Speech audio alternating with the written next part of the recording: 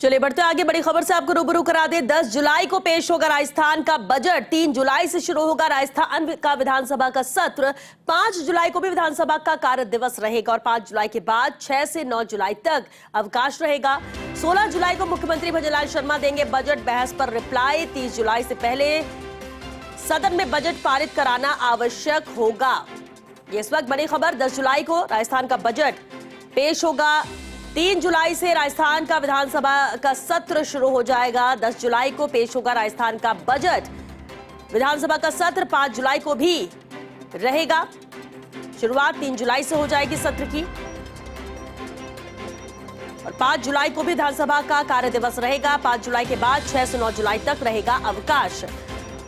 और चलिए, political editor Yogesh Sharma हमारे साथ जुड़ चुके हैं। योगेश जी, बेहद अहम है, जहां तारीख भी तय हो चुकी है और अब 10 जुलाई को प्रदेश का बजट पेश होगा। विस्तार से जानकारी चाहेंगे। देखिए श्वेता, पूरी तरह विधानसभा सत्र को लेकर अब कहा जा सकता है कि पूरी तैयारी है विधानसभा सचिवालय की ओर से। बजट का जो महत्वपूर्ण ये कार्य दिवस है, ये बजट सत्र के तौर पर भी जाना जाएगा इस पूरे सत्र को। और भजनलाल शर्मा का पहला बजट सत्र होगा। मुख्यमंत्री भजनलाल शर्मा की सरकार पहली बार राजस्थान में बजट पेश करेगी और कहा जा सकता है कि कई तरह की महत्वपूर्ण घोषणाओं के आसार भी यहाँ पर दिखाई देंगे। 3 तारीख को विधानसभा सत्र की शुरुआत और उसके बाद 10 तारीख को बजट सदन के अंदर प्रस्तुत होगा। इस तरह की जानकारी हमारे सामने आ रही है। और 16 जुलाई के जो वाद विवाद जब बजट के ऊपर रहता है उसके बाद मुख्यमंत्री रिप्लाई देते हैं। 16 जुलाई को मुख्यमंत्री भजनलाल शर्मा बजट रिप्लाई सदन के अंदर देंगे और उससे पहले नेता प्रतिपक्ष टीकाराम जूली सदन में विपक्ष की ओर से अपनी बात रखेंगे। तो पूरा जो बजट सत्र है ये तकरीबन, क्योंकि सदन के अंदर बजट को पारित कराना है और पारित कराना 30 तारीख से पहले भी होता है, जो टेक्निकली जो ये पॉइंट्स होते हैं, क्योंकि अप्रोप्रिएशन जो होता है वो जरूरी होता है कि महीने के आखिरी जो दिन होता है उससे पहले सदन में बजट को पारित कराना है। तो उस लिहाज से भी इस तरह की डेट्स जो है सामने आ रही है। हालांकि पूरी कहा जा सकता है जो डेट्स होती है औपचारिक तौर पर जो मोहर लगती है वो बिजनेस एडवाइजरी कमेटी में लगती है। हम जो डेट्स बता रहे हैं वो संभावित तौर पर सूत्रों के अनुसार जो जानकारी आ रही है उसके अनुसार बता रहे हैं, लेकिन कहा जा सकता है कि पूरी जो बीएसी होगी वो उस पर मोहर लगाएगी। जो ये बजट होगा श्वेता, उस बजट पर सबकी निगाहें हैं। सबसे महत्वपूर्ण बात ये रहने वाली है कि लोकसभा के चुनाव परिणाम सामने आए और उन चुनाव परिणामों में भारतीय जनता पार्टी को जो उम्मीदें थी, उम्मीद के अनुसार परिणाम नहीं आए। तो ऐसे में भजनलाल शर्मा और उनकी पूरी टीम के लिए भी ये जरूरी होगा कि एक ऐसा बजट राजस्थान की जनता के सामने रखा जाए जिससे राजस्थान की जनता का साथ उन्हें फिर से मिले।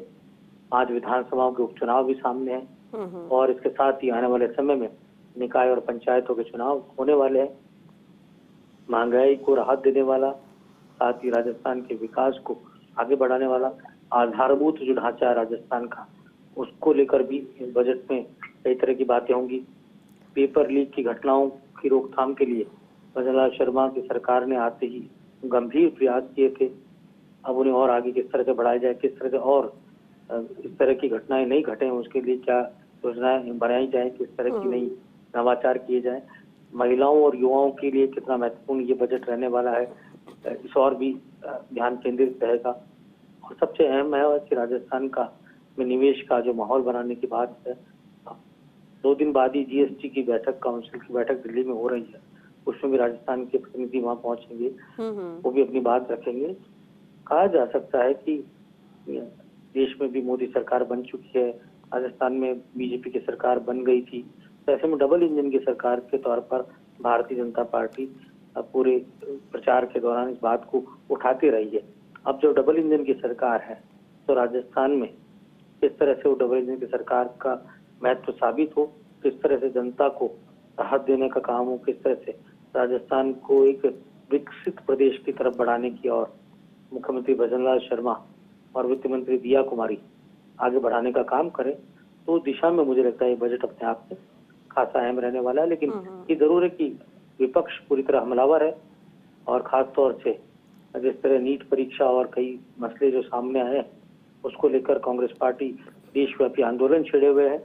इसके साथ ही पानी, बिजली, लॉ एंड ऑर्डर जैसी जो मुद्दे हैं उनको भी सदन के अंदर उठाने को लेकर तैयारी है। तो विपक्ष का शैडो कैबिनेट किस तरह का रहेगा, हालांकि शैडो कैबिनेट कांग्रेस पार्टी नहीं बनाती, लेकिन अपरोक्ष रूप से एक स्ट्रांग विपक्ष राजस्थान की विधानसभा में है। टीकाराम जूली की अगुवाई में प्रदेश कांग्रेस अध्यक्ष गोविंद सिंह डोटासरा, अशोक गहलोत, पूर्व मुख्यमंत्री सचिन पायलट, तमाम बड़े चेहरे आपको दिखेंगे। और साथ ही 5 विधानसभा के उपचुनाव होने, वो 5 विधानसभाओं के सदस्य अब सांसद बन चुके हैं, वो अब हमें सदन में नजर नहीं आएंगे। चाहे हनुमान बेनीवाल हुए, चाहे ब्रजेंद्र ओला हुए, चाहे मुरारीलाल मीणा हुए, चाहे राजकुमार रोत जो पिछले चुनाव में बहुत अधिक मात्रा में वोटों के अंतर से जीते थे। तो 5 विधायक हमें इस सदन में नजर नहीं आएंगे बजट सत्र में, जो कि अब सांसद बन चुके हैं। उनकी जगह उपचुनाव होना है और वो उपचुनाव के बाद ही सदन में नए सदस्यों की संख्या दिखेगी। लेकिन बजट का ये पूरा सत्र होता है, लंबा सत्र होता है, लंबे समय तक ये चलता है, वाद विवाद होता है, बजट पर बहस होती है और उसके बाद सरकार अपनी बात रखती है। और किस तरह का बजट आएगा इस पर सबकी निगाहें राजस्थान की जनता की मुख्यमंत्री भजनलाल शर्मा और उनकी पूरी टीम पर रहने वाली है। चलिए, बहुत शुक्रिया योगेश जी आपका इस पूरी जानकारी के लिए। तो 10 जुलाई को पेश होगा प्रदेश का बजट। चलिए